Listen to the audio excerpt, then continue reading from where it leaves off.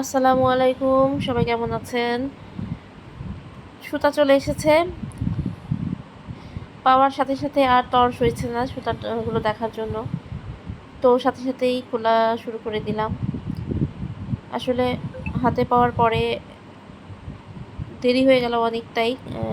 Order করেছি তার ২ দিন পরেই পাওয়ার কথা ছিল, কিন্তু সেখানে ৪-৫ দিন সময় লেগে গেল।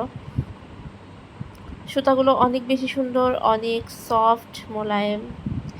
যেকোনো কাজের জন্য এই উলগুলো অনেক বেশি পারফেক্ট। কালারগুলো এত দারুণ, খুবই ভালো লেগেছে আমার কাছে। আপনাদের কাছে কেমন লেগেছে অবশ্যই বলবেন।